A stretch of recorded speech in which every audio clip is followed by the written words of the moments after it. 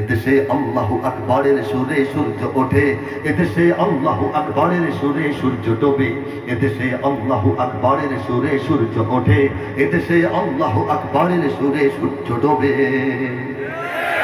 কথা ঠিক কিনা? সত্য হলে আওয়াজ দেবেন। এদেশের মাল্লা মাঝি কিষান মজুর সবার ঠোঁটে শোনো রে লা ইলাহা ইল্লাল্লাহর জিকির ওঠে। এদেশের মাল্লা মাঝি কিষান মজুর সবার ঠোঁটে শোনো রে লা ইলাহা ইল্লাল্লাহর জিকির ওঠে। ইমানের তপ্ত আগুন জ্বলছে সবার বুকে বুকে, ইমানের তপ্ত আগুন জ্বলছে সবার বুকে বুকে, সে আগুন দেশ হতে দেশে দেশান্তরেও জ্বালতে হবে। এদেশে আল্লাহু আকবরের সুরে সূর্য ওঠে, এদেশে আল্লাহু আকবরের সুরে সূর্য ডোবে, এদেশে আল্লাহু আকবরের সুরে সূর্য ওঠে প্রতিদিন ফজরের আযানের মাধ্যমে, এদেশে আল্লাহু আকবরের সুরে মাগরিবের আযানের মাধ্যমে সূর্য অস্তমিত হয়। ঠিক কিনা জোরে বলেন?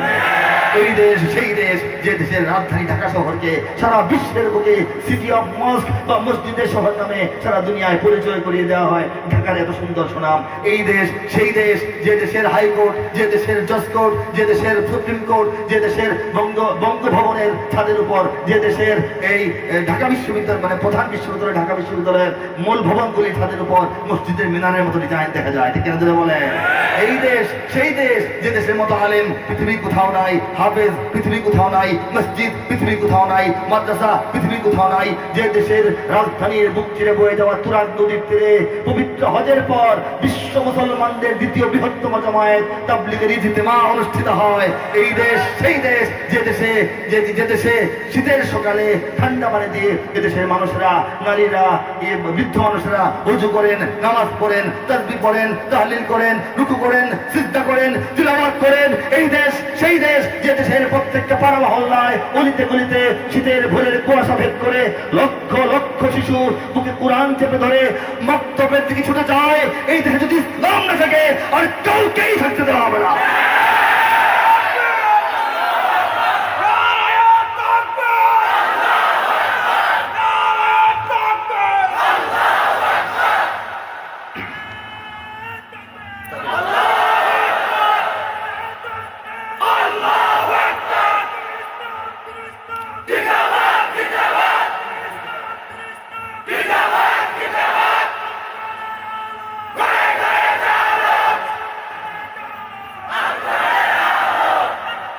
একটি বাংলাদেশ, তুমি জাগ্রত জনতার, সারা বিশ্বের বিস্ময়, তুমি আমার অহংকার। একটা কবিতা আছে, গান আছে, আমরা শুনি কিনা? সারা বিশ্বের বিস্ময় কি কারণে? যে কবি লিখেছেন কোন একটা ভেবেই তো লিখেছেন, সেটা তো আমরা জানি না। কিন্তু অনেকে বলবেন বাংলাদেশের 6 ঋতু, এটাও একটা বিশ্বের আশ্চর্যের বিষয়। দুনিয়ার অনেক দেশে সারা বছর শীত, অথবা সারা দেশে সারা বছর ফিরফির করে বৃষ্টি পড়ে, অথবা সারা বছর গ্রীষ্মকাল থাকে, সারা বছর বরফ ঢাকা থাকে।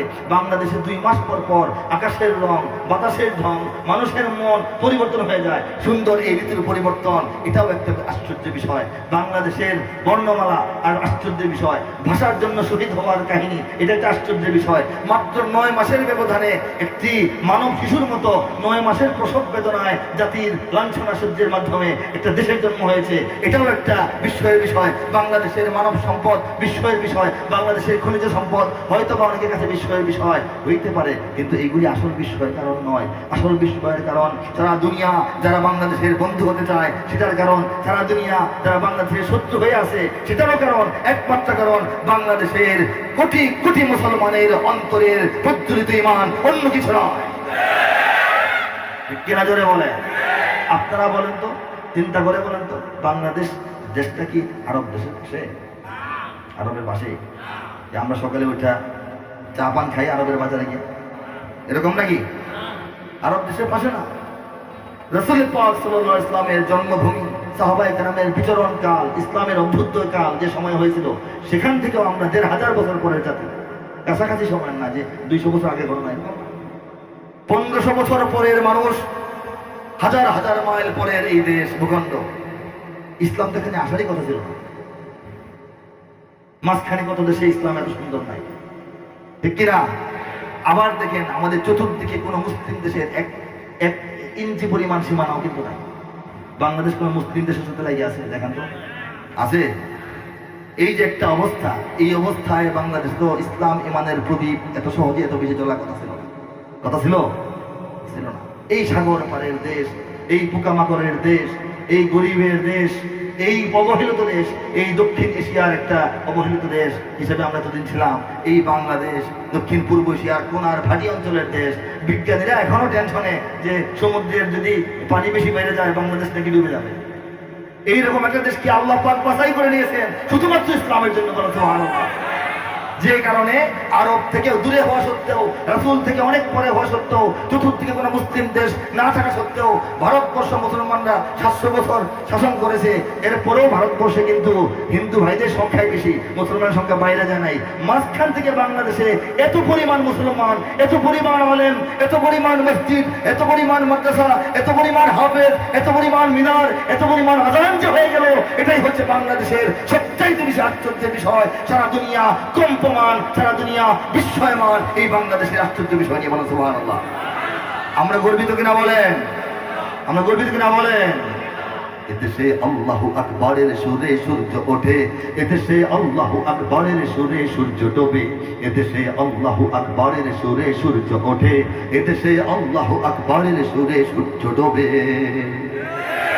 কথা ঠিক কিনা? সত্য হলে আওয়াজ দেবেন। এদেশের মাল্লা মাঝি কিষান মজুর সবার ঠোঁটে শোনো রে লা ইলাহা ইল্লাল্লাহর জিকির ওঠে। এদেশের মাল্লা মাঝি কিষান মজুর সবার ঠোঁটে শোনো রে লা ইলাহা ইল্লাল্লাহর জিকির ওঠে।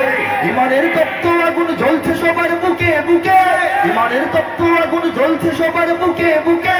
সে আগুন দেশ হতে দেশে দেশান্তরেও জানতে হবে। এদেশে আল্লাহু আকবরের সুরে সূর্য ওঠে, এদেশে আল্লাহু আকবরের সুরে সূর্য ডোবে, এদেশে আল্লাহু আকবরের সুরে সূর্য ওঠে প্রতিদিন ফজরের আযানের মাধ্যমে, এদেশে আল্লাহু আকবরের সুরে মাগরিবের আযানের মাধ্যমে সূর্য অস্তমিত হয়। ঠিক কিনা জোরে বলেন?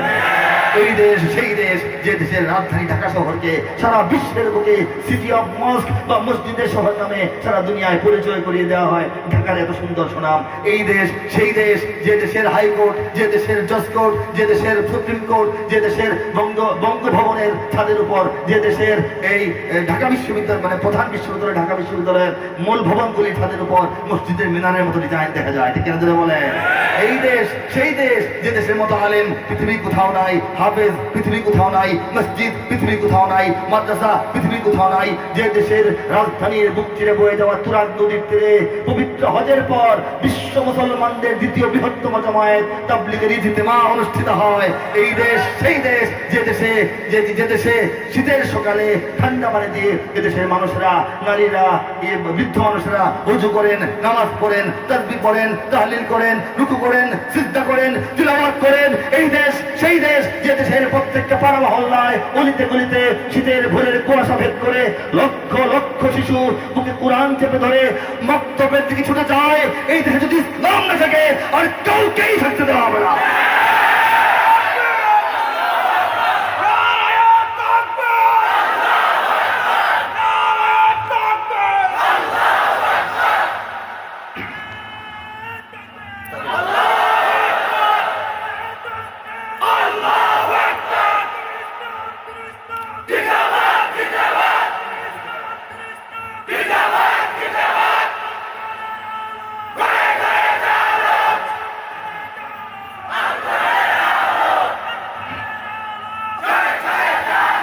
নারায়ে তাকবীর, আল্লাহু আকবার। দুনিয়ার মুসলিম এক হও, এক হও। ইসলামের শত্রুরা হুঁশিয়ার, সাবধান। এইগুলি বাংলাদেশের মানুষের জাতীয় স্লোগান। ঠিক কিনা বলে? জাতীয় কাকে বলা হয়? যে জাতির 95% মানুষের বিশ্বাসে, অনুভূতিতে, উপলব্ধিতে আল্লাহু আকবার মিশে রয়েছে, সুবহানাল্লাহ মিশে রয়েছে, আলহামদুলিল্লাহ মিশে রয়েছে, হাসবুনাল্লাহ মিশে রয়েছে। এই মিশে থাকা আবহমান কাল থেকে চলে আসা বিষয়গুলিকে যদি মুছে দেওয়ার চেষ্টা করা হয়, এই দেশের মানুষ তো বসে থাকবে না। ঠিক কিনা? আওয়াজ দিয়ে বলে। কাজে ইমানের তপ্ত আগুন জ্বলছে সবার বুকে বুকে। কার কার বুকে সেই আগুন আছে? হাত তুলে একটু প্রমাণ করো। নারায়ে তাকবীর, নারায়ে তাকবীর, আল্লাহু আকবার। দুনিয়ার মুসলিম এক হও, এক হও, এক হও। দুনিয়ার মুসলিম, ইসলামের শত্রুরা হুঁশিয়ার, সাবধান। মুহিব খান এগিয়ে চলো, আমরা আছি তোমার সাথে। নারায়ে তাকবীর।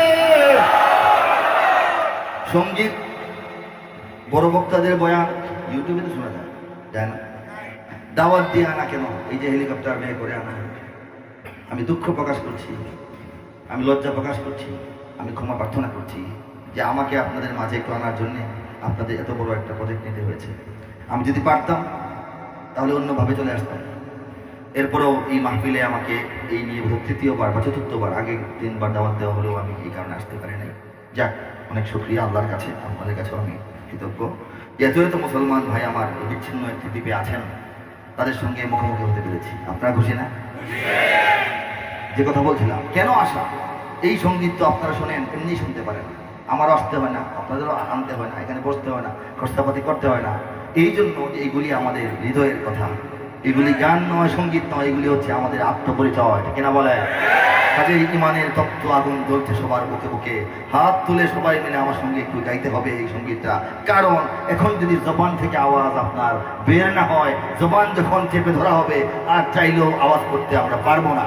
এখন যদি বজ্র মুষ্টি আকাশের দিকে না ওঠান, যখন পরাধীনতার আঘাত, পরাধীনতার শিকল নতুন ভাবে এসে বাংলাদেশের মানুষের হাত বেঁধে ফেলবে, সে আরাকানের মতো, কাশ্মীরের মতো ষড়যন্ত্র তো চলতেই থাকে, তখন চাইলেও আর হাত তুলতে পারবো না। কাজেই জেগে থাকতে হবে এখন থেকেই। যখন বিপদ এসে যায় তখন জেগে কোনো দিশা পিশা পাওয়া যায় না। কারা প্রস্তুত জেগে থাকতে বলেন?